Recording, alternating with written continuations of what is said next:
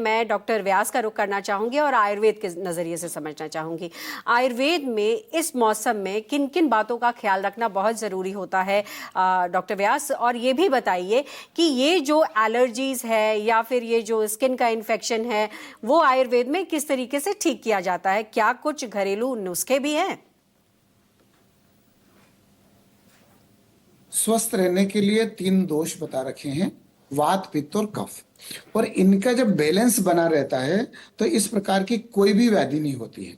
लेकिन जो season change होते हैं उनमें एक एक दोष का प्रकोप होता है। इसमें भी विशेष रूप से वर्षा ऋतु जो है तीनों दोषों के प्रकोप का काल बताया है।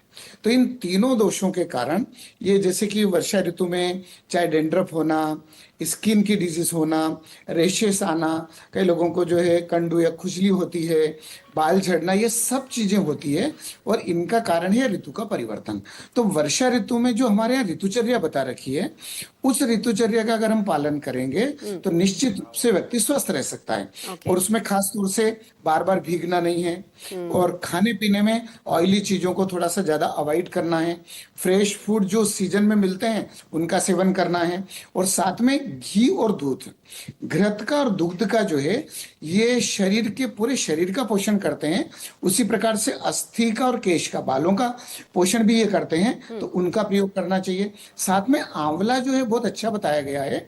आंवले से, आंवले के पानी से या दही और आंवले को मिक्स करके, जिनको डेंड्रफ होता है तो उसके लिए हम कई बार कहते हैं कि आंवला और दही का प्रयोग करें सिर धोने के लिए, सप्ताह में 1 बार केवल, ज्यादा अधिक बार उसका प्रयोग नहीं करना चाहिए। आंवला खाने के लिए, इंटरनल यूज के लिए भी करते हैं, तो वो भी शरीर के लिए अस्थि का पोषक है, बालों का पोषक है, तो इस प्रॉब्लम को दूर करता है।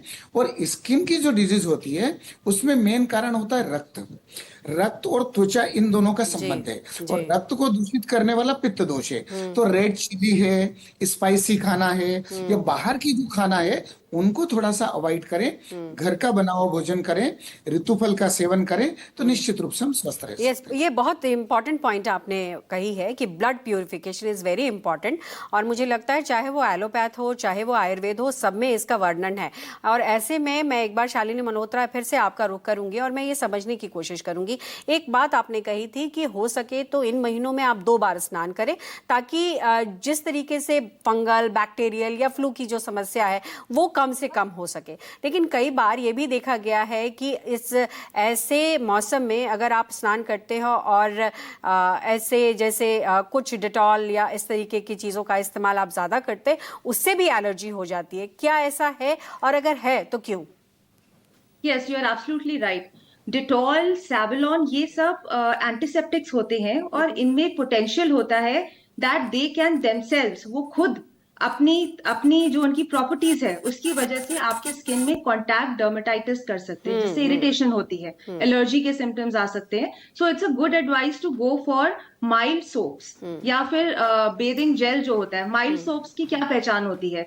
ऐसा साबुन जो कि सफेद हो, जिसमें ज्यादा खुशबू ना आए, समथिंग लाइक बेबी सोप्स होते हैं, या डव सोप, डव एक कंपनी है जिसका बहुत माइल्ड होता है, या ऐसे कोई भी व्हाइट सोप्स होते हैं, they are generally very good for health. One should moisturise the skin also. आप अपने स्किन को मॉइस्चराइज जब करते हैं तो वो एक बैरियर बनाता है आपके स्किन को इन हार्मफुल इरिटेंट से बचाने के लिए। प्लस जैसे डॉक्टर महेश ने अभी बात की, सॉरी मैं आउट ऑफ द टॉपिक जा रही हूँ, उन्होंने बोला आंवला, which is very important, because आंवला और जो सिट्रस फ्रूट्स होते हैं they are very good and rich source of vitamin C, है ना, वो हमें जरूर लेना चाहिए। जी।